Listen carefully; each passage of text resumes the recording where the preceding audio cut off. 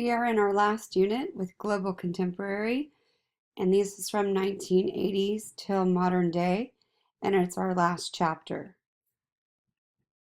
All right, with historical context, first of all, there is a change in the shift of the balance of power in the global world.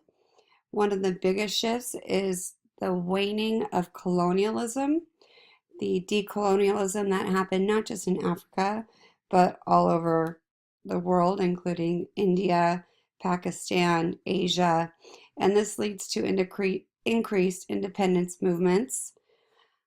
Another thing that changes is the collapse of communism in Eastern Europe with the fall of the Berlin Wall in 1989 and then the fall of the Soviet Union in 1991, which leads to Europe being much in chaos as these former satellite nations and former Soviet Union try to develop some form of democracy, and all that changes as the years go by. We also see the rise of China, not only in regards to people, but also in regards to the financial institutions and the fact that they loan most of their money to the United States, and we're deeply in debt to China.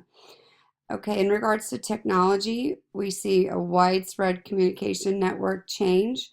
A new technological revolution is launched with the invention of the internet and cell phones.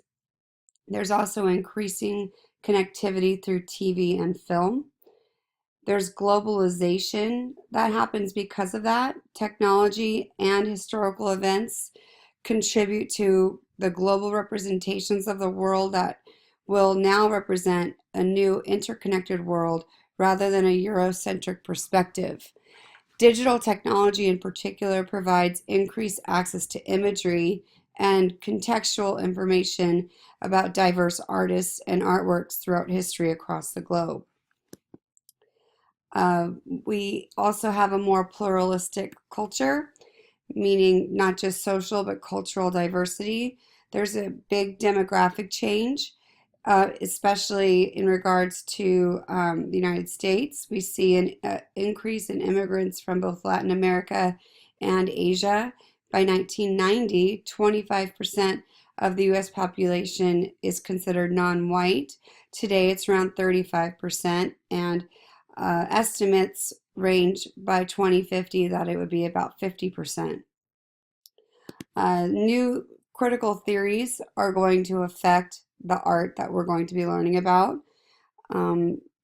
There's critical perspectives on history, looking at history from a different perspective and trying to see it through the culture rather than from the Eurocentric idea.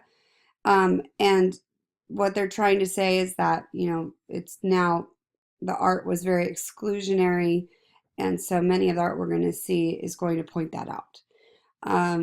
It's very much identity based. With critical theory, it means this type of examination parallels the literary field of study known as critical theory. Critical theorists view art and architecture, as well as literature and other humanities, as a culture's intellectual products or constructs. And these constructs unconsciously suppress or conceal the real premises informing the culture, primarily the values of those politically in control. In regards to that, cultural products function in an ideological capacity that would obscure race or sexist attitudes, as an example. When revealed by analysis, the facts behind these constructs, according to critical theorists, contribute to a more substantial understanding of culture, including the artworks, buildings, and books. In regards to deconstructionist, in deconstruction theory, critical theorists seek to deconstruct or uncover the facts of power, privilege, and prejudice that underlies the practices and institutions of any given culture. It focuses on examining societal, cultural, and political beliefs and ultimately reveal their inadequacy. For them, deconstruction means destabilizing established meanings, definitions, and interpretations while encouraging subjectivity and individual differences. Okay, moving on to feminist art. Feminist theory is an outgrowth of the general movement to empower women worldwide. Remember, feminism is not, let's all just remember the definition of feminism. If you believe in feminism, you believe that men and women should be equal. So if you believe that, you're a feminist. But in regards to feminist theory, we're seeing this empowerment of women worldwide. Feminism can be defined also as a recognition of and critique of male supremacy, and this combined with efforts to change it. And we see a lot of feminism in the art we're going to be talking about. And a lot of feminism we'll see as a combination with some of the pieces that we'll be looking at later. For post-constructalist, this approach concerns itself with the ways and places where systems, frameworks, definitions, and certainties break down. Post-structuralism maintains that frameworks and systems, for example, the structuralist system explained in the structuralist area, are merely fictitious constructs, and they cannot be trusted to develop meaning or to give order. Post-structuralism holds that there are many truths, that frameworks must bleed, and that structures must become unstable or decentered.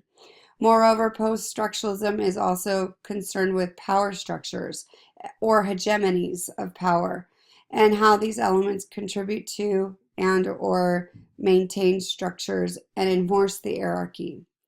In regards to queer, it's a field of post-structuralist critical theory that emerged out of the queer and women's studies movement on college campuses in the 1990s.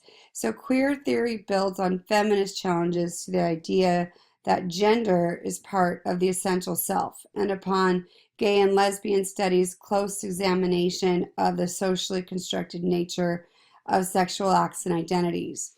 Whereas gay and lesbian studies focus its inquiries into behavior, queer theory expands its focus to encompass any kind of sexual identity. Queer theory's attempted debunking of stable and correlated sexes, genders, and sexualities develop out of the specifically lesbian and gay reworking of the post-structuralist figuring of identity, and as a constellation of multiple and unstable positions. So we'll see all of that happening throughout the 1980s and even until today, and that is the historical context behind our modern art era.